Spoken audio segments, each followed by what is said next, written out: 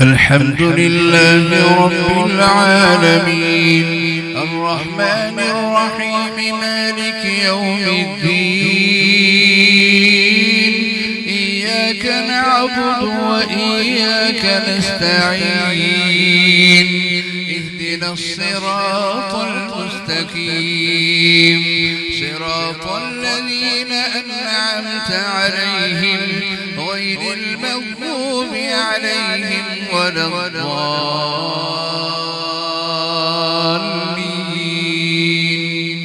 آمين.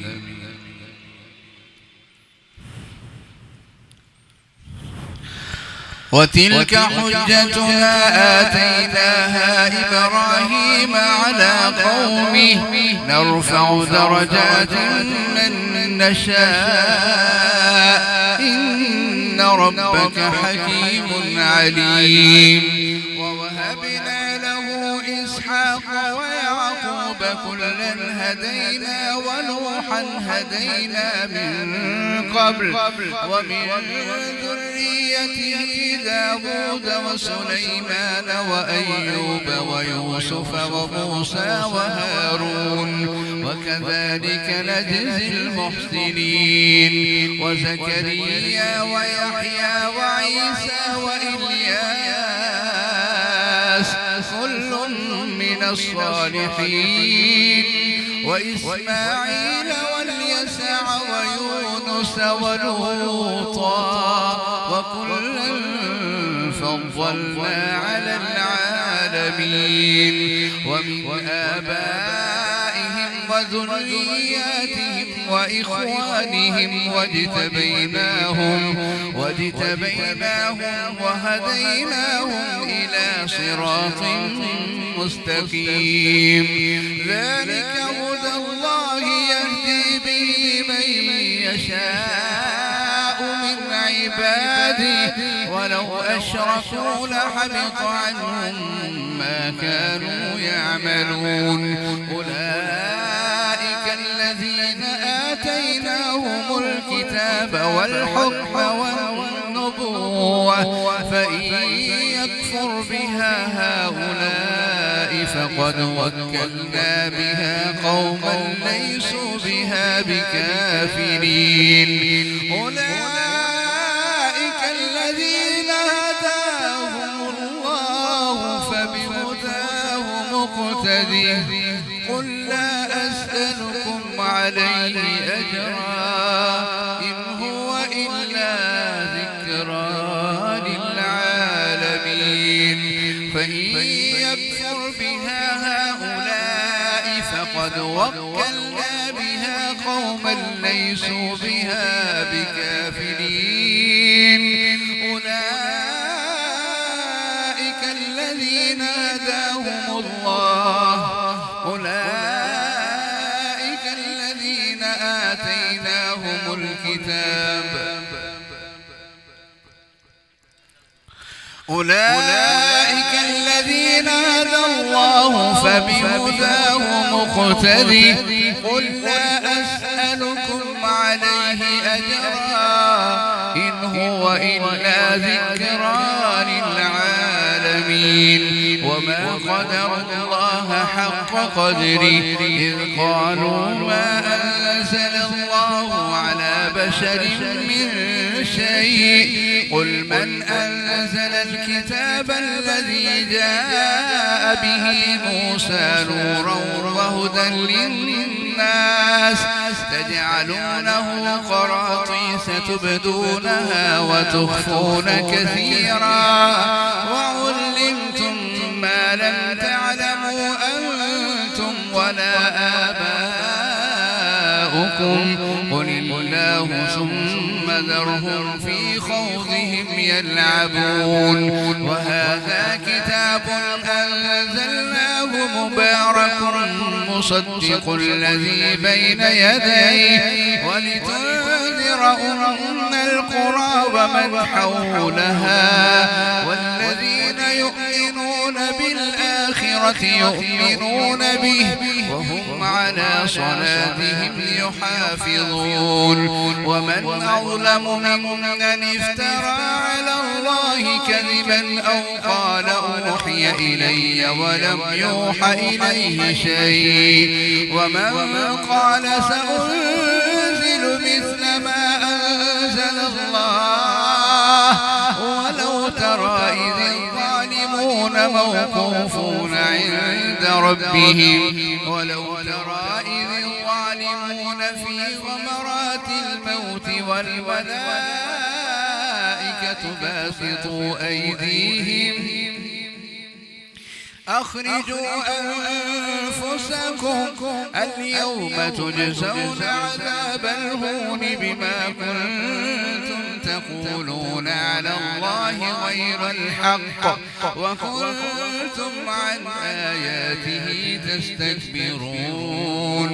ولقد جئتمونا فرادا كما خلقناكم أول مرة وتركتم ما خولناكم وراء ظهوركم وما نرى معكم شفعاءكم الذين زعمتم أنهم فيكم شركاء لقد تقطع بينكم وضل عنكم ما كنتم تزعمون إن الله فالق الحب والنوى يخرج الحي من الميت ومخرج الميت من الحي ذلكم الله فأنى تؤفكون فالق الإصباح وجعل الليل سكنا والشمس والقمر حسبانا ذلك تقدير العزيز العليم وهو الذي جعل لكم النجوم لتهتدوا بها في ظلمات البر والبحر قد فصلنا الآيات لقوم يعلمون وهو الذي أنشأكم من نفس واحدة فمستقر ومستودع قد فصلنا الآيات لقوم يفقهون وهو الذي أنزل من السماء ماء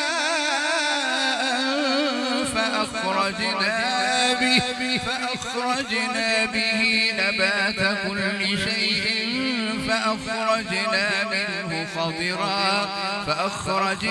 منه خضرا نخرج منه حبا متراكبا ومن النخل من طلعها قنوان دانية وجنات من أعناب والزيتون والرمان مشتبها وغير متشابه انظروا إلى ثمره إذا أثمر وينعه إن في ذلكم لآيات لقوم يؤمنون وجعلوا لله شركاء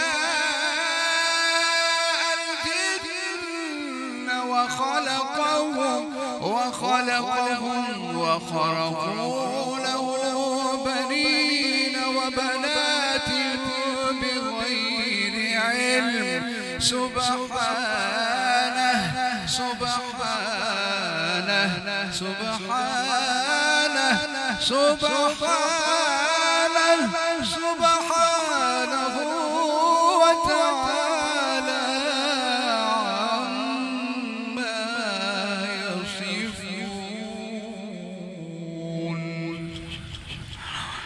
الحمد لله رب العالمين الرحمن الرحيم مالك يوم الدين إياك نعبد وإياك نستعين اهدنا الصراط المستقيم صراط الذين أنعمت عليهم غير المغضوب عليهم ولا الضالين آمين بديع السماوات والأرض أنى يكون له ولد ولم تكن له صاحبة وخلق كل شيء وهو بكل شيء عليم ذلكم الله ربكم لا إله إلا هو خالق كل شيء فاعبدوه وهو على كل شيء وكيل لا تدركه الأبصار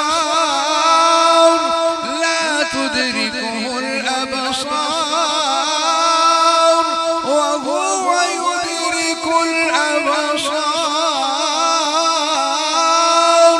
وهو اللطيف الخبير قد جاءكم بصائر من ربكم فمن أبصر فلنفسه ومن عمي فعليها وما أنا عليكم بحفيظ وكذلك نصرف الآيات وليقولوا درست ولنبينه لقوم يعلمون اتبع ما أوحي إليك من ربك لا إله إلا هو وأعرض عن المشركين ولو شاء الله ما أشركوا وما جعلناك عليهم حفيظا وما أنت عليهم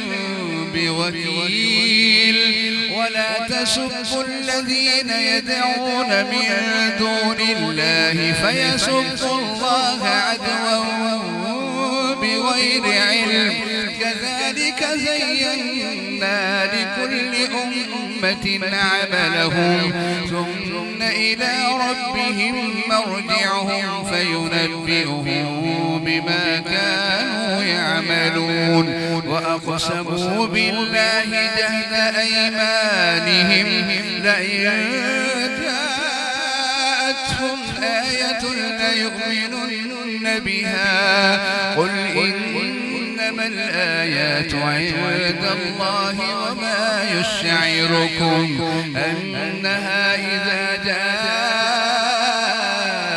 لا يؤمنون ونقلب أفئدتهم وأبصارهم كما لم يؤمنوا به أول مرة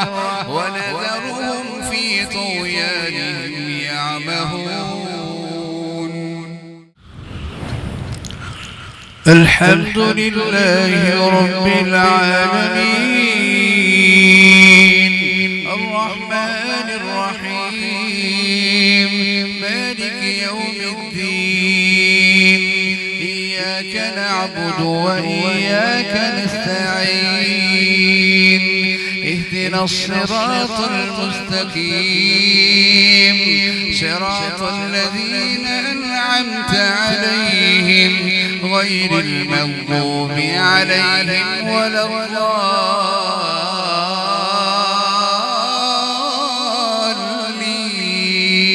الضالين آمين ولو أننا نزلنا إليهم الملائكة وكلمهم الموتى وحشرنا عليهم كل شيء قبلا ما كانوا ليؤمنوا إلا أن يشاء الله ولكن أكثرهم يجهلون وكذلك جعلنا لكل نبي عدوا شياطين الإنس والجن يوحي بعضهم إلى بعض زخرف القول غرورا ولو شاء ربك ربك ما فعلوه فذرهم وما يفترون ولتصغى إليه أفئدة الذين لا يؤمنون بالآخرة وليرضوه وليقترفوا ما هم مقترفون أفغير الله أبتغي حكما وهو الذي أنزل إليكم الكتاب مفصلا والذين آتيناهم الكتاب يعلمون أنه منزل من ربك بالحق فلا تكونن من الممترين وتمت كلمة ربك صدقا وعدلا لا مبدل لكلماته وهو السميع العليم وإن تطع أكثر من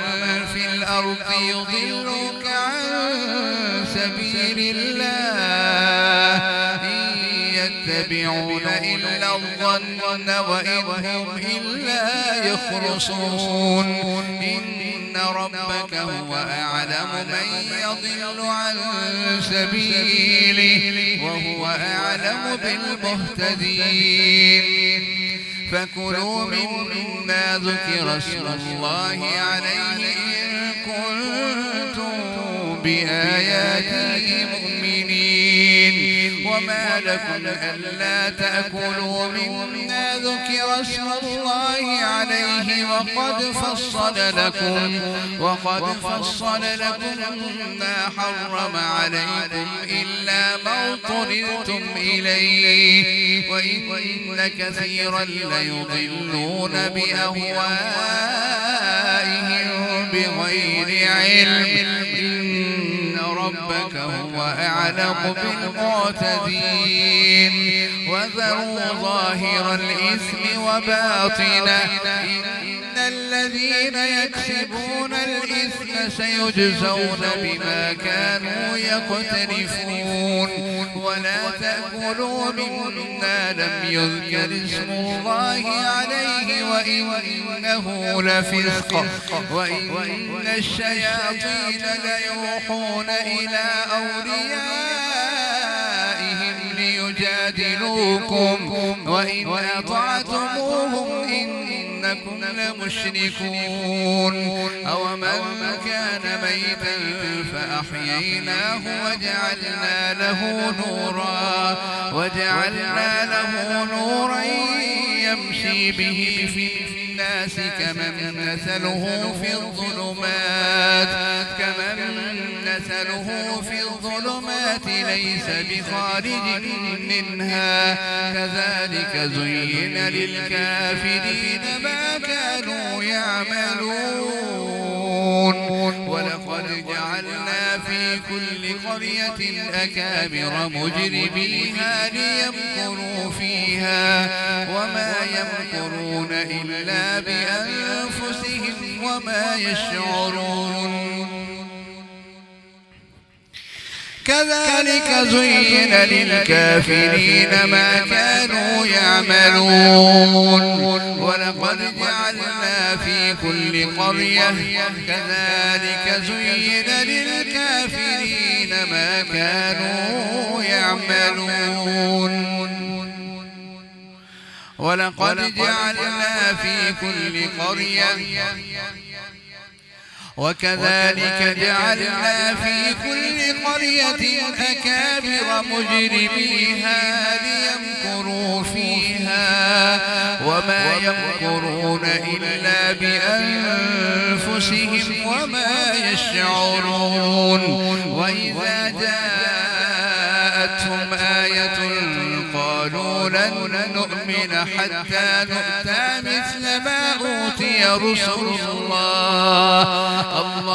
أعلم حيث يجعل رسالته سيصيب الذين أجرموا صغار عند الله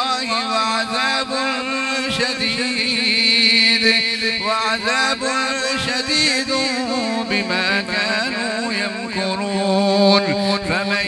يرد الله أن يهديه يشرح صدره للإسلام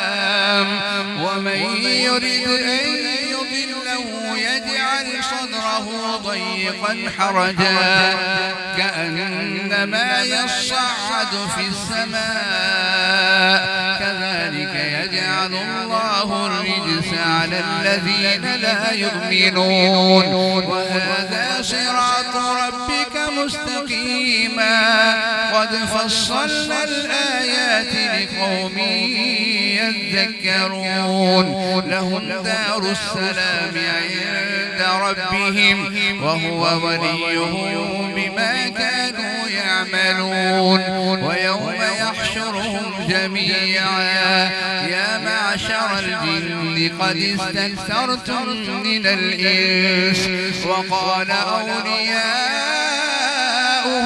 من الإنس ربنا استمتع بعضنا ببعض وبلغنا أجلنا الذي أجلت لنا قال النار مثواكم خالدين فيها إلا ما شاء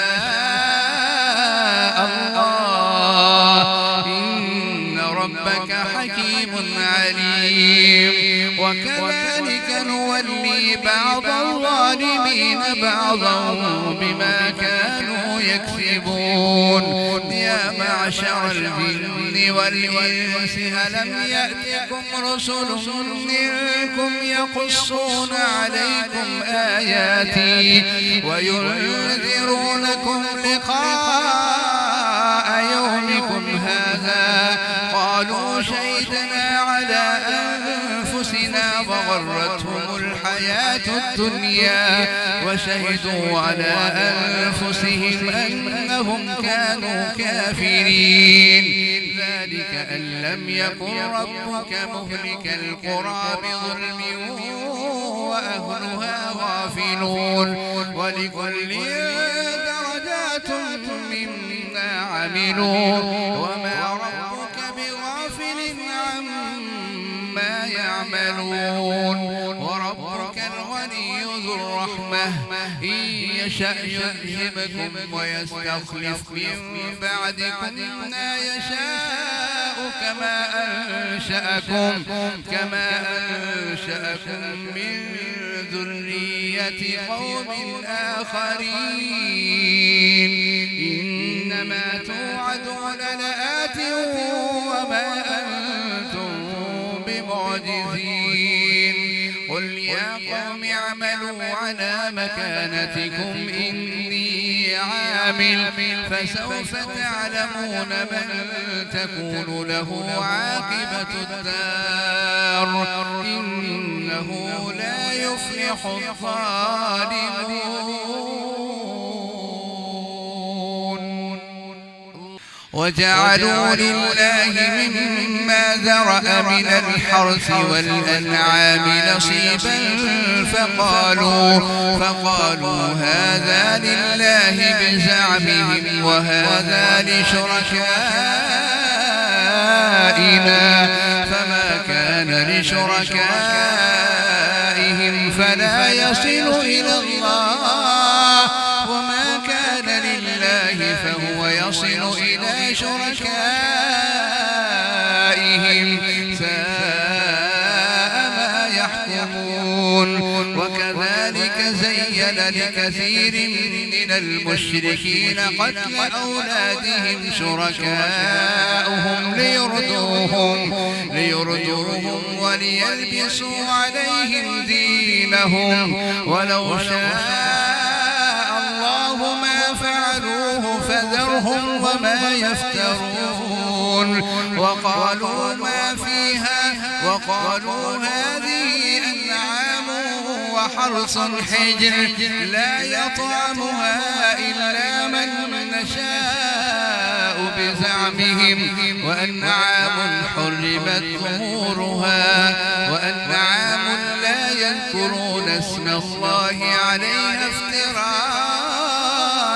عليه سيجزيهم بما كانوا يفترون وقالوا ما في بطون هذه الأنعام خالصة لذكورنا ومحرم على أزواجنا وإن يكن ميتة فهم فيه شركاء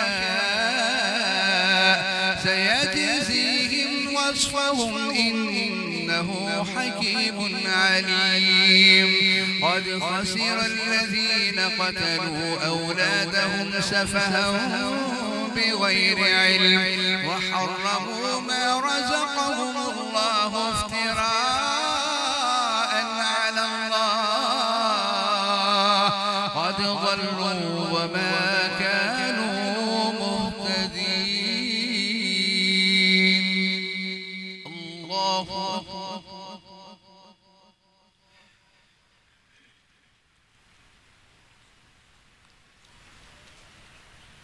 سمع الله لمن حمده.